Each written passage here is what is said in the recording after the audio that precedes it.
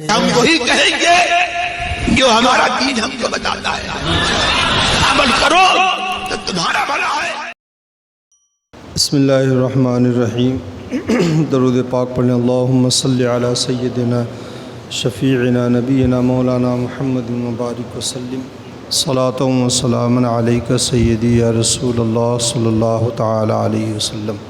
بسم اللہ الرحمن الرحیم۔ الم تر الی الذی حاج ابراہیم فی ربہ ان آتاہ اللہ الملک اذ قال ابراہیم ربی الذی یحیی ویمیت قال انا احیی وامیت قال ابراہیم فإن اللہ یأتی بالشمس من المشرق فأت بها من المغرب فبہت الذی کفر واللہ لا یہدی القوم الظالمین۔ اے محبوب، کیا تم نے نہ دیکھا تھا اسے جو ابراہیم سے جھگڑا اس کے رب کے بارے میں، ان آتاہ اللہ الملک، اس پر کہ اللہ نے اسے بادشاہی دی۔ اذ قال ابراہیم ربی الذی یحیی ویمیت، جبکہ ابراہیم نے کہا کہ میرا رب وہ ہے جو جلاتا اور مارتا ہے۔ قال انا احیی و امیت، بولا میں بھی جلاتا اور مارتا ہوں۔ قال ابراہیم فإن اللہ یأتی بالشمس من المشرق فأت بها من المغرب، ابراہیم نے فرمایا تو اللہ تبارک و تعالی سورج کو نکالتا ہے پورب سے، تو اس کو پچھم سے نکال۔ فبہت الذی کفر، تو ہوش اڑ گئے۔ واللہ لا یہدی القوم الظالمین، اور اللہ تبارک و تعالی راہ نہیں دکھاتا ظالموں کو۔ حضرت ابراہیم علیہ الصلاۃ والتسلیم کا جو مناظرہ اور جو مکالمہ ہوا تھا نمرود بادشاہ سے، اسی کا یہاں پر ذکر ہے۔ حضرت ابراہیم علیہ الصلاۃ والتسلیم کہ ایک لمبا واقعہ ہے جو اختصار کے ساتھ میں بیان کر دیتا ہوں۔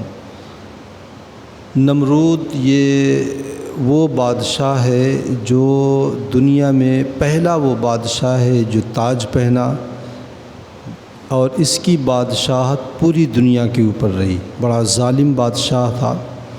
4 بادشاہ ہیں جن کی بادشاہت پوری دنیا پر رہی ہے، ان میں سے 2 کافر ہیں، 2 مسلمان، ان میں سے ایک نمرود ہے۔ بابل میں اس کا تخت سلطنت تھا جو شہر عراق میں پڑتا ہے۔ اس کی 800 سالہ زندگی رہی ہے، اور اس نے خدائی کا دعویٰ کیا تھا، اور یہ دعویٰ کیا تھا کہ میں ہی خدا ہوں۔ حضرت ابراہیم علیہ الصلاۃ والتسلیم، اس کے زمانے میں حضرت ابراہیم علیہ السلام کو بھیجا گیا نبی بنا کر کے، رسول بنا کر کے، تو ستاروں کی اور بتوں کی پوجا ہوا کرتی تھی۔ حضرت ابراہیم علیہ الصلاۃ والتسلیم نے جو ہے ان کے بتوں کو توڑا۔ وہ ان کا ایک سالانہ میلہ ہوتا تھا، وہ میلے میں گئے۔ حضرت ابراہیم علیہ السلام نے انہیں پہلے بتوں سے باز رہنے اور بتوں کی عبادت سے روکنے کی کوشش کی، لیکن وہ نہیں رکے۔ جب ان کا سالانہ میلہ آیا، وہ سب کے سب گئے، تو حضرت ابراہیم نے ان لوگوں کے بت خانے میں گھس کے سارے بتوں کو توڑ دیا، اور جو سب سے بڑا بت تھا تیشہ جو ہے اسی کے گردن کے اوپر، کاندھے کے اوپر رکھ دیا۔ جب وہ آئے اور انہوں نے دیکھا کہ ان کے خداؤں کا برا حال ہے، تو حضرت ابراہیم علیہ الصلاۃ والتسلیم کے بارے میں انہیں شبہ ہوا، کچھ باتیں سنی تھی، بلا کر کے پوچھا، تو حضرت ابراہیم نے کہا تھا کہ پوچھ لو انہی سے، اگر یہ بول سکیں تو انہی سے پوچھ لو کہ ان کے ساتھ یہ کام کس نے کیا ہے۔ تو یہ اگر عقل ہوتی تو وہ وہیں پر بت جو ہے بتوں کی پوجا چھوڑ دیتے، کیونکہ جو اپنی حالت نہیں بتا سکتا ہے وہ خدا کیسے ہو سکتا ہے۔ تو وہ سب کے سب خاموش ہو گئے۔ پھر معاملہ نمرود کے بادشاہ تک دربار تک پہنچا اور حضرت ابراہیم علیہ الصلوۃ والتسلیم کے لیے ان لوگوں نے آگ کا جو ہے بہت بڑا ایک وہ تیار کیا اور اس حضرت ابراہیم کو آگ میں ڈالا۔ اللہ رب العزت کے حکم سے حضرت ابراہیم پر وہ آگ گلزار بن گئی۔ حضرت ابراہیم علیہ الصلوۃ والتسلیم نکلے، اس کے بعد یہ واقعہ پیش آیا تھا۔ بعض مفسرین نے فرمایا یہ پہلے کا ہے، بعض نے کہا یہ بعد کا ہے، جو بھی ہو۔ قحط سالی پڑی تو نمرود جو ہے لوگوں کو جو ہے غلہ تقسیم کر رہا تھا، تو جو بھی غلہ لینے آتا اس سے پوچھتا تھا کہ تیرا رب کون ہے۔ وہ اگر کہتا تھا کہ تو ہے تو اس کو غلہ دے دیتا تھا۔ تو حضرت ابراہیم علیہ الصلوۃ والتسلیم بھی گئے، تو حضرت ابراہیم علیہ الصلوۃ والتسلیم سے اس نے پوچھا کہ تمہارا رب کون ہے؟ تو حضرت ابراہیم نے کہا ربی الذی یحیی و یمیت، میرا رب وہ ہے جو زندگی دیتا ہے اور موت دیتا ہے۔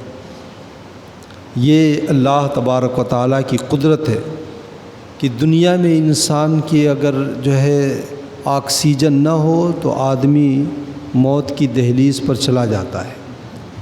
اگر کسی چیز میں پیک کر دیا جائے اور وہاں پہ ہوا نہ پہنچے تو آدمی کی زندگی ختم ہے اور تمام ہے۔ لیکن اگر ہم اپنے گرد و پیش میں غور و فکر کریں تو بہت سی ایسی چیزیں ہیں اور بہت سی ایسی کیفیت اور صورت ملتی ہے ہمیں کہ وہاں پہ آکسیجن یا وہاں پہ ہواؤں کا کوئی گزر نہیں ہے، کوئی کھڑکی کوئی دروازہ کچھ بھی نہیں ہے، لیکن وہاں بھی اللہ تبارک و تعالی زندگی بھی دیتا ہے اور رزق بھی دیتا ہے۔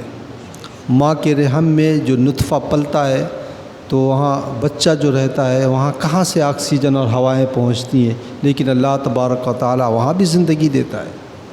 یہ مرغی کا بچہ جب انڈے کے اندر رہتا ہے، نہ اس میں کوئی کھڑکی، نہ کوئی سوراخ، نہ روزن، نہ دروازہ، نہ آکسیجن کا کوئی طریقہ، نہ کوئی کنیکشن، لیکن آخر اس کی سانسیں اس میں چلتی ہیں، تو زندگی اللہ تبارک و تعالی وہاں بھی دیتا ہے۔ اگر وہی مرغی کا بچہ اگر اندر سے باہر آ جائے، انڈے سے باہر آ جائے، آپ کسی پلاسٹک میں اسے پیک کر کے رکھ دیں تو وہ مر جائے گا گھنٹہ ڈیڑھ گھنٹہ میں، لیکن وہ مہینوں اس میں رہتا ہے، اللہ تبارک و تعالی زندگی دیتا ہے۔ تو یہی سے اسے سمجھ لینا چاہیے کہ زندگی کے اسباب رہیں چاہے نہ رہیں، زندگی کا جیسے اس دنیا میں ہماری زندگی جن چیزوں کے اوپر نربھر ہے وہ چیزیں ملے چاہے نہ ملے، اللہ تبارک و تعالیٰ کی قدرت یہ ہے کہ بغیر سبب کے وہ زندگی دے بھی دیتا ہے، زندہ رکھتا بھی ہے۔ اور آپ نے بہت سنا ہوگا، حادثات ہوتے ہیں، واقعات ہوتے ہیں، اور معجزاتی طور پہ کوئی بچہ بچ جاتا ہے۔ جب گجرات میں جب زلزلہ آیا تھا، ہم لوگ زمانے طالب علمی تھا ہمارا، ہم نے اخبار میں پڑھا تھا ایک جو ہے 9 مہینے کی بچی 10 دن کے بعد ملبے سے زندہ نکلی تھی۔ اب 10 دن تک ظاہر سی بات ہے 9 مہینے کی بچی کیا کھا سکتی ہے، تو 10 دن کے بعد اگر وہ زندگی، یہ اللہ تبارک و تعالیٰ ہی کی تو قدرت ہے۔ اسباب زندگی رہیں چاہے نہ رہیں، اللہ کی شان یہ ہے کہ وہ ہر حالت میں جو ہے اگر زندگی دینا چاہتا ہے تو زندگی دے دیتا ہے۔ تو حضرت ابراہیم نے کہا میرا رب وہ ہے جو زندہ کرتا ہے اور مار دیتا ہے، اور کبھی کبھی آدمی جو ہے سخت حادثہ ہوتا ہے زندہ بچ جاتا ہے، کبھی کچھ نہیں، رات میں آرام سے سوتا ہے، صبح وہ مردہ ملتا ہے۔ تو موت و زیست اللہ تبارک و تعالیٰ کی قدرت اور اس کے دست قدرت میں۔ تو نمرود نے کہا انا احیی و امید، میں بھی جلاتا اور مارتا ہوں، میں بھی زندگی اور موت دے دیتا ہوں۔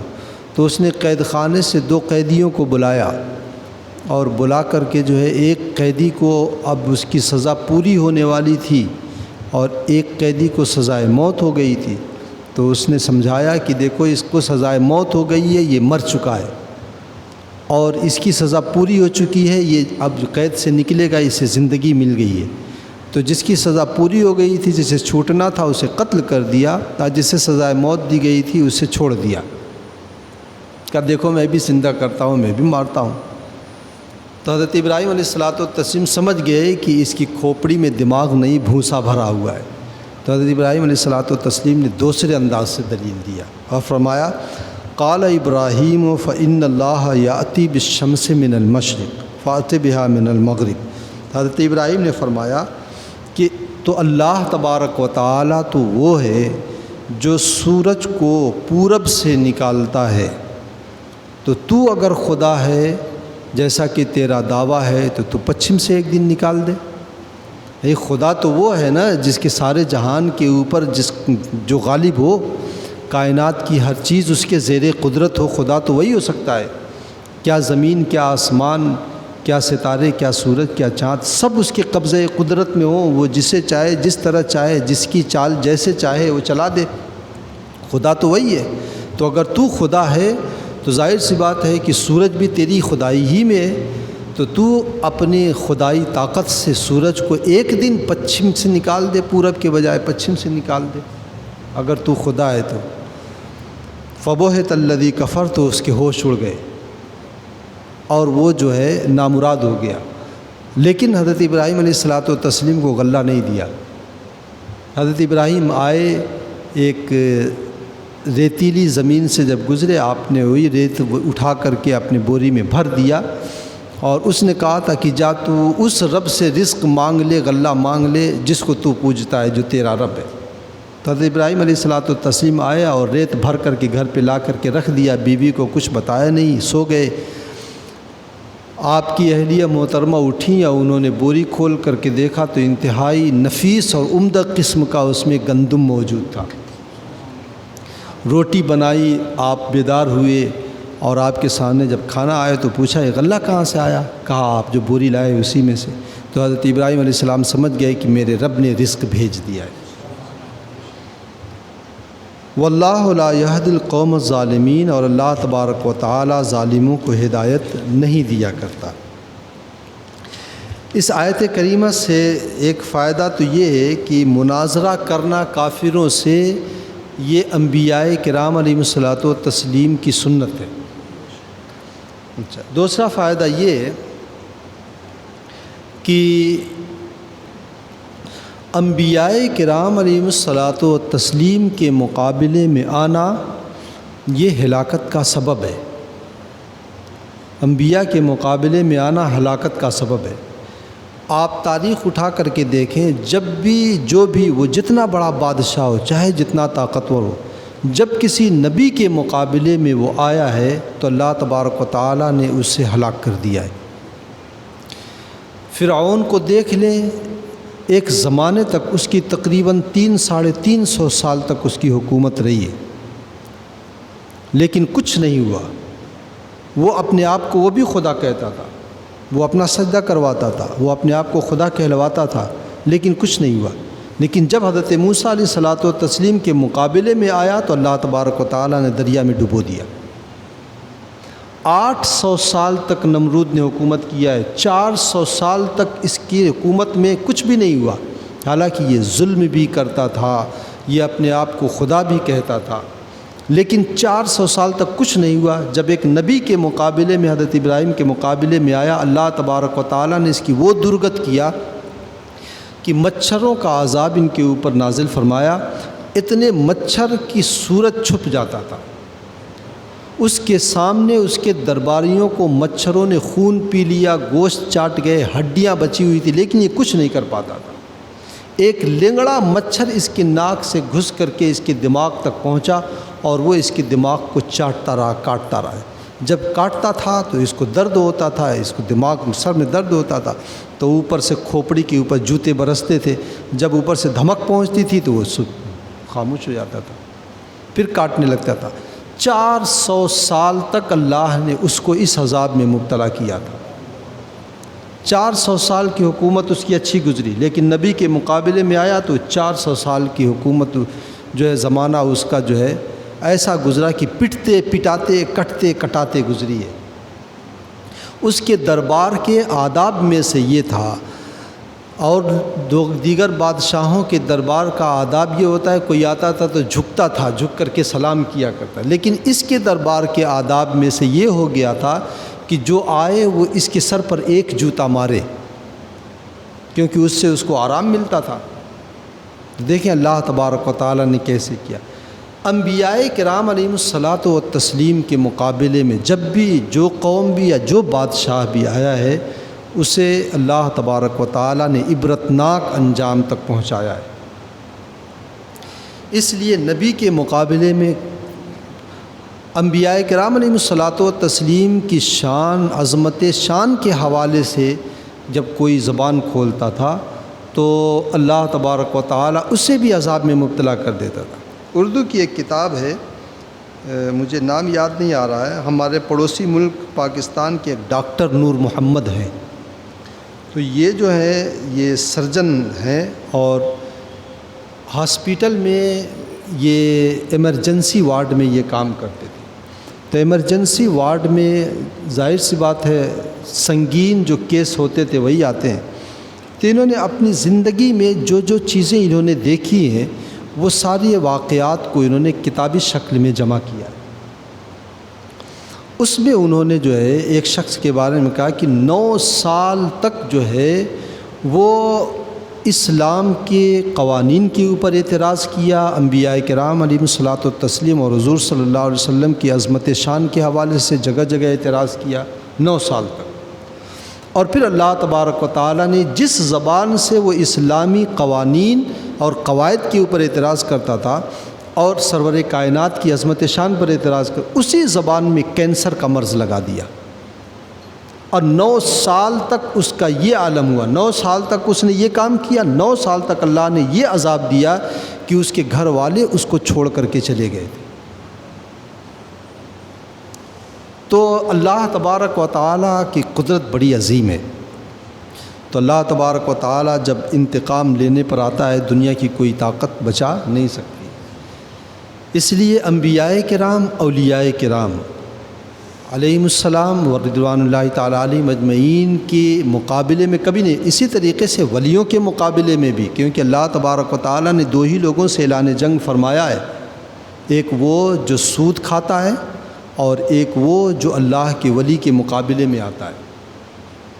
جو سود کھاتا ہے اس کے لیے اعلان جنگ قرآن پاک میں ہے، اور جو اللہ کے ولی کے مقابلے میں آتا ہے اس کے لیے اعلان جنگ حدیث پاک میں ہے۔ اللہ کے رسول صلی اللہ علیہ وسلم کی حدیث قدسی اللہ رب العزت نے فرمایا من عادى لي وليا فقد آذنت بالحرب، جو میرے کسی ولی سے دشمنی کرے گا میں اس سے اعلان جنگ کرتا ہوں، اور قدرت سے کوئی جیت نہیں سکا ہے۔ آپ دیکھ لیں راجہ پتھورا رائے کتنا زبردست بادشاہ تھا، پورے راجستھان میں جو ہے اس کی دھاک تھی، لیکن حضرت خواجہ غریب نواز رضی اللہ تعالیٰ عنہ کے کھڑاؤں نے جو ہے اس کے بھیجے ہوئے جادوگر کا بھی دماغ صحیح کر دیا، اور اس کو بھی جو ہے حضرت خواجہ غریب نواز رضی اللہ تعالیٰ عنہ نے گرفتار کروا دیا۔ تو اولیاء کرام کے مقابلے میں بھی اگر کوئی آتا ہے تو وہ چاہے جتنا طاقتور ہو اس کی تباہی یقینی ہو جاتی ہے۔ دوسرا اس سے فائدہ یہ ہے کہ اللہ تبارک و تعالیٰ کافروں کو دنیا میں مال دے دیتا ہے، تو یہ مال کسی کو مل جانا یہ اس بات کی دلیل نہیں کہ اللہ تبارک و تعالیٰ اس سے خوش ہے یا اس سے راضی ہے۔ مال کا ملنا یہ اللہ رب العزت کی رضا نہیں ہے، بلکہ مومن کو یہ چاہیے کہ مومن کی توجہ آخرت پر رہے، آخرت کے لیے وہ کام کرے، دنیا مل ہی جائے گی۔ صوفیہ فرماتے ہیں آخرت ایک جو ہے اصل کھیتی کے مانند ہے، جیسے بیج ہوتا ہے نا، بیج گندم جو ہوتا ہے، یہ گندم اور دانہ جو ہم جیسے گندم بوتے ہیں تو دانہ نکلتا ہے، بہت سارے گیہوں نکلتے ہیں، تو یہ جو اصل مقصد کسان کا یہ ہوتا ہے کہ ہمیں گندم ملے، اصل مقصد تو یہی نہ ہوتا ہے، اسی کے لیے تو بیج بولتا ہے، لیکن اس گندم کے ساتھ اسے بھوسا بھی ملتا ہے، وہ بھی تو کام میں آتا ہے۔ تو صوفیہ فرماتے ہیں آخرت جو ہے یہ دانے کے مانند ہے اور دنیا بھوسے کے مانند ہے۔ تو جس طریقے سے کسان اپنا بیج بوتا ہے گندم کے لیے لیکن بھوسا خود بخود مل جاتا ہے، اسی طریقے سے آخرت کے لیے اگر بندہ عمل کرے گا تو آخرت تو ملے گی ہی ملے گی، دنیا اسے خود بخود مل جائے گی۔ اس لیے جو ہے اس بات کے اوپر توجہ نہیں ڈالنی چاہیے کہ وہ کافر ہے، خدا کو نہیں مانتا ہے، اتنی بادشاہت مل گئی ہے، حکومت مل گئی ہے، طاقت مل گئی، یہ دنیا جو ہے یہ دارالعمل ہے، یہ دارالامتحان ہے۔ اللہ تبارک و تعالی ہم تمام لوگوں کے ایمان و عمل کی حفاظت فرمائے۔ اللہم صلی علی سیدنا شفیعنا نبینا مولانا محمد مبارک وسلم، صلاۃ و سلام علیک سیدی یا رسول اللہ صلی اللہ علیہ وسلم۔ اللہم ربنا تقبل منا انک انت السمیع العلیم وتب علینا انک انت التواب الرحیم، وصلی اللہ تعالی علی خیر خلقہ ونور عرشہ وقاسم رزقہ محمد وعلی آلہ واصحابہ اجمعین برحمتک یا ارحم الراحمین۔